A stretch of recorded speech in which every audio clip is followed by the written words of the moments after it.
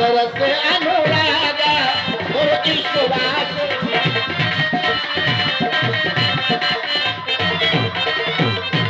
अमीय मूर में चूरन चारू शमन सकल भोर जो परिवारू शमन सकल गुरु है क्या जो व्यक्ति के अंतःकरण में अज्ञान रूपी अंधकार को हटाकर ज्ञान रूपी प्रकाश को उत्पन्न कर दे, वो गुरु है। गुरु बिन भवो निधि तरय न कोई, गुरु बिन भवो निधि तरय न कोई, शंकर सम होई। ऐसे गुरुदेव के कमल सूपी चरणों में आज दशरथ का कोट शरण जय हो। आयुष्मान भव, दीर्घायु भव, चिरंजीव भव, विजय यशस्वी भव। राजन जमा करो जाए क्या होगा उनको? यही तो गुरु की कृपा है। गुरु की महत्ता यही है। शिष्य इतना योग्य है, इतना परपक्व है कि गुरु महिमा का वर्णन तुम्हारे द्वारा किया जा रहा है। ये साधारण बात नहीं है।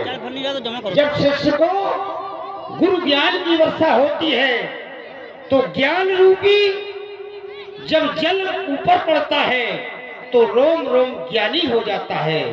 हे राजेंद्र, इतना ज्ञान होते हुए, गुरु महिमा को जानते हुए आज सब कुछ बखान रहे हो, लेकिन आकृति ये बता रही है, मुखमंडल की आभा ये आभासित कर रही है कि तुम्हारे हृदय में कष्ट है। और कष्ट होते हुए गुरु महिमा की प्रशंसा, तो इसमें कोई रहस्य अवश्य है। इसको स्पष्ट करो, क्या है, कारण क्या है? नेत्रों से जल आ रहा है। ही ज्ञान की पराकाष्ठा की अद्वितीय ज्योति को जलाने वाले, तीनों कालों की मर्मज्ञ आप सब जानते हैं, फिर भी आज हृदय की पीड़ा आपको सुनाने जा रहा है। राधे गुरुदेव किए विवाहित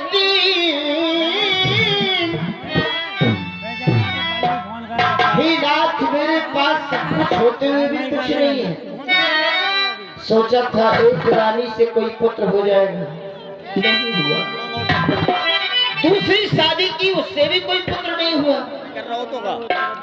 यहाँ तक 3 शादियां करने के उपरांत भी परिणाम शून्य रहा। गुरुदेव किए विवाहित, इसका फल अब तक मिला नहीं।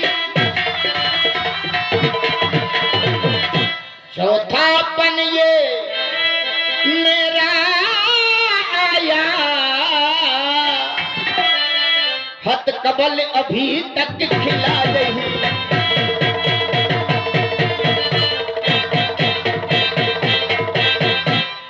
मैं इस चिंता में व्याकुल हूँ, प्रभु चारों ओर अंधेरा है।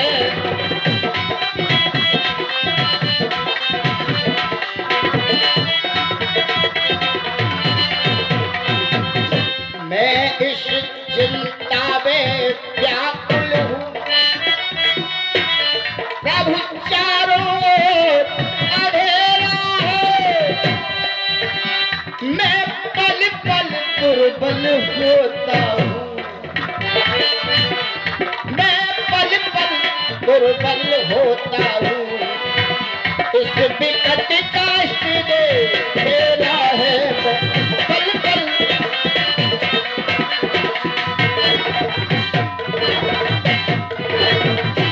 बहुत तरुवर ही क्या तरुवर है, ऐसा पेड़ किस काम का जो न किसी पथिक को छाया प्रदान कर सके और न किसी भूखे को फल दे सके। आज मेरी यही दशा है।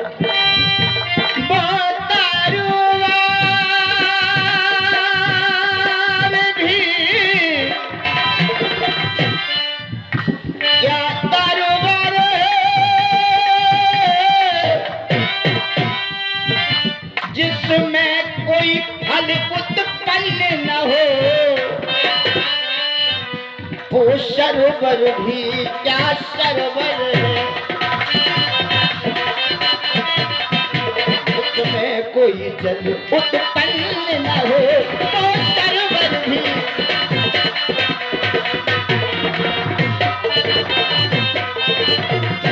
नाथ मेरी दशा ये है, काम से कम पुत्र एक ही हो, जिससे रघुवंश बढ़े अपना, पुरखा को भी पहुंचे तर्पण, आगे को वंश बढ़े अपना। हमारे पूर्वजों को श्राद्ध पक्ष में जलदान देने वाला भी नहीं है। आज एक प्यासा पथिक गुरुदेव रूपी सागर के पास आया है। क्या इस प्यासे पथिक की प्यास नहीं बुझेगी? क्या मेरी कामना पूर्ण नहीं होगी? तो मुझे तुमने दाता सब कुछ दिया है कि मुझे तुमने दाता, हे दाता मुझे तुमने दाता ये सब कुछ दिया है। क्या नहीं दिया? मगर ना दिया एक कुल का दिया है, मगर ना दिया।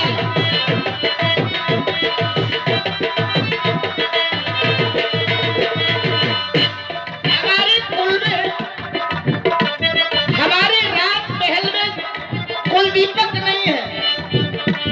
प्राय जब महल में जाता हूँ, तीनों रानियों का मुखमंडल मुरझाया रहता है, क्योंकि माँ के जीवन में जब तक कोई पुत्र न हो, पूरी ममता न उड़े पाए, तो माता रहने का धर्म नहीं है। नाना प्रकार के उलहने सुनने पड़ते हैं जिस माँ के कोई लाल न हो। मुझे तुमने दाता ये सब कुछ दिया है,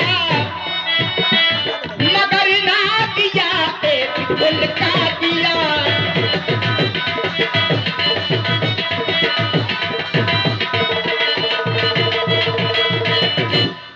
तुमसे सलामत है ये शान शौकत, तुमसे सलामत है ये शान शौकत।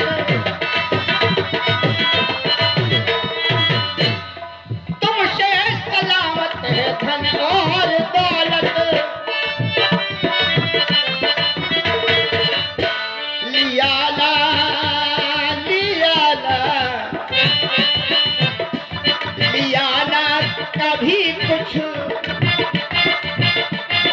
दिया ही दिया है। तुम्हारा दिया मैंने खाया पिया है।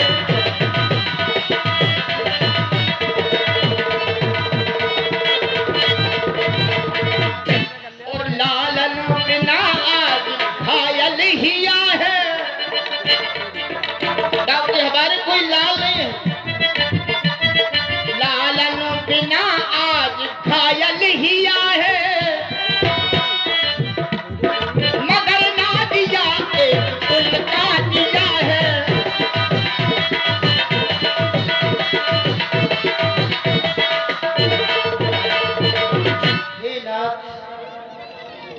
क्या हमारे कोई पुत्र नहीं होगा? क्या मेरी चिता को मुख अग्नि देने वाला भी नहीं होगा? क्या मेरे मृतक शरीर को काढ़ा देने वाला भी नहीं होगा? हे नाथ, कहीं मेरी अयोध्या की हरी भरी वाटिका ये प्रजा उजड़ न जाए। कोई माली दे दो कि हमारी अयोध्या की प्रजा को पुष्पित और पलवित करने वाला कोई नहीं है। नहीं नहीं नाथ, आज मेरी विरह व्यथा को दूर करो, दूर करो, दूर करो। देखिए 101 रुपए तीनों कलाकारों के लिए। हमारे कीर्तन कलाकार हैं हमारे गुर्जर साहब रविंद्र सिंह जी। रविंद्र सिंह गुर्जर कीर्तन मंडल अध्यक्ष प्रसन्न होकर 101 रुपए तीनों कलाकारों को दे रहे हैं। बहुत बहुत धन्यवाद, बहुत बहुत धन्यवाद। निज दुख सुख सब गोरहे सुनायो, कहे वशिष्ठ बहुविध समझायो। अभी ना हमारी शरीफ में बैठे जल्दी जल्दी प्राणी के जीवन में यदि ये चिंता का विषय प्रारंभ हो जाता है तो प्राणी का तो जीवन ही समाप्त हो जाता है। तो तुम इतने चिंतित हो रहे हो, इतने ज्ञानी हो करके ये विशाल विनय किसके सामने कर रहे हो और रोदन किसके सामने कर रहे हो? मेरी महत्वता का क्या होगा? जब ऐसे ज्ञानी धूल दूषित होंगे, चिंतित होंगे, तो हमारे लिए भी तो धिक्कार है। राजन, एक तरह से नहीं, मैं बहुत विध से समझा रहा हूं। जिस प्रकार से तुम्हारे हृदय में इस बात का निवारण हो जाए, तुम्हारे हृदय में शांति की स्थापना हो जाए, तुम इतने उतावले हो रहे हो। जैसे यदि किसी वृक्ष को दीमक लग जाए, दीमक लग जाती है, उसे कितना भी जल से सींचा जाए, कितनी भी शुद्ध वायु मिले, लेकिन उसका पतन होता है। एक दिन उसकी समूल उखड़ जाती है। वही स्थिति प्राणी की होती है। अगर चिंता हृदय में बैठ गई तो प्राणी को तो जीवन से हाथ धोना पड़ता है। राजन, चिंता का ही कारण ये है। चिंता को यदि चिंतन में बदल दिया जाए तो कार्य की सिद्धि हो जाती है। और प्राणी चिंता करते हैं लेकिन चिंतन नहीं करते हैं, तो चिंता करने की बात नहीं है। हमारा कहना है ये है कि चिंता चिता से बढ़कर है, नर को निर्जीव बनाती है, जीते को चिंता खाती है, मुर्दे को चिता जलाती है। अवधेश तुम्हारा व्यर्थ विचार बेटा का वंश चलाता है। पुत्र कहीं हो जाए कुपुत्र तो ग्रह को शमशान बनाता है। पुत्र की 3 कोटियां होती है, पूत, सपूत, कपूत। अरे पुत्र भी तो ऐसे होते हैं, लेकिन नहीं, वो पिता ही भाग्यशाली होगा करता है जिसके यहाँ सुपुत्र जन्म लेता है, तभी तो वो उसका नाम रोशन करता है। धर्म धीर हुई है सुख जाए, धैर्य धारण करो क्या अवश्य। त्रिभुवन विदित भगत भय हरि, हमारे 4 पुत्र होंगे अवश्य। तुम्हारे 3 पर निकल गए, 3 रानियां हैं। त्रिलोकी में सभी जगह तुम ये चिंता का विषय लेकर के घूम रहे हो।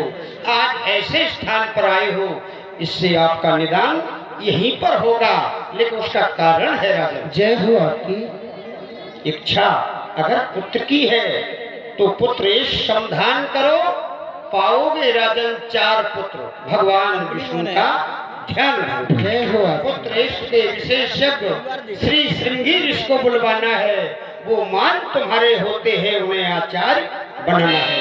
अंग देश के राजा रोमपाद जी के यहाँ से इसी विशेष सेवक को भेज करके श्रृंगी ऋषि को बुलाया जाए और यज्ञ प्रारंभ किया जाए। जय हो आपकी। श्रृंगी ऋषि वशिष्ठ बुलावा, पौत्र काम सब जग करावा।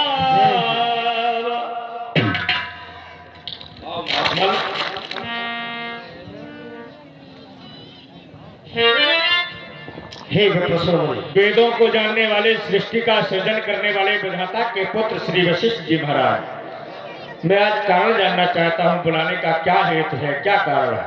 हे विप्रश्रमणि, बुलाने का आज विशेष कारण है।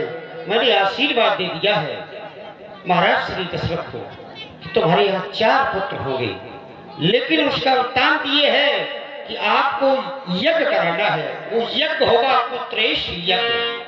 सारी तैयारियां चल रही हैं। सरयू के किनारे मनोरमा घाट पर वेदिका का भी निर्माण हो चुका है, साथ सामग्री आ चुकी है, लेकिन आप आचार्य पद से शोभित करें तो आपकी महानता होगी। महात्मा, आज मुझे यज्ञ के लिए बुलाया गया है। वैसे मैं यहाँ पर देख रहा हूँ, अवलोकन कर रहा हूँ, मैं आपसे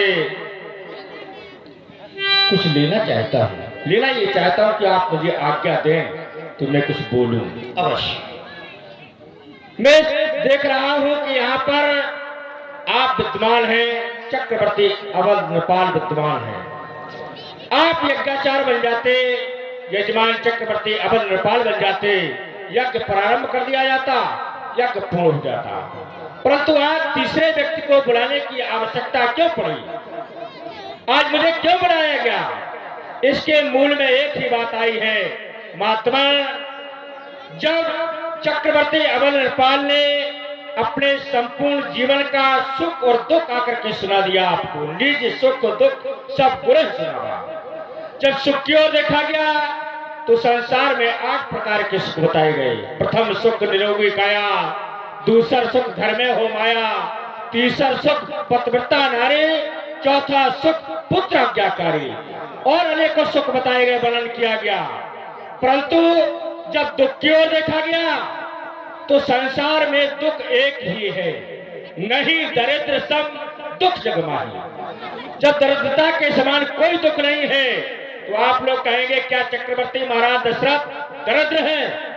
हाँ, दरिद्र हैं। इनके जीवन में पुत्रों की दरिद्रता है, पुत्रों की शून्यता है, इसलिए दरिद्र हैं, दुखी हैं।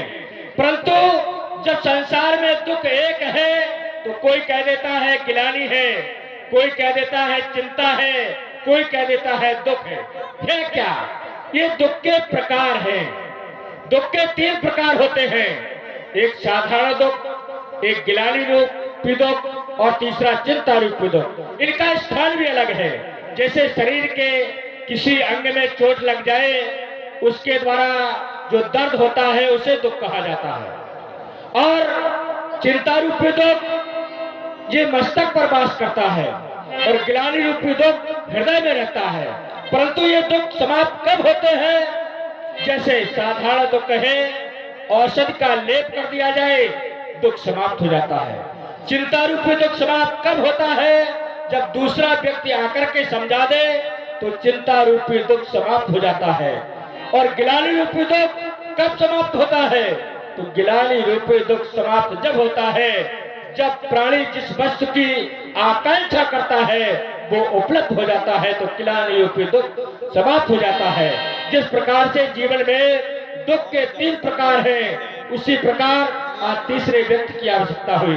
एक मेरा भाव है, जब 3 के मध्य में चौथे का समावेश हो जाएगा, प्रवेश हो जाएगा, तो निश्चित ही कार्य की सिद्धि होगी, फल की प्राप्त होगी।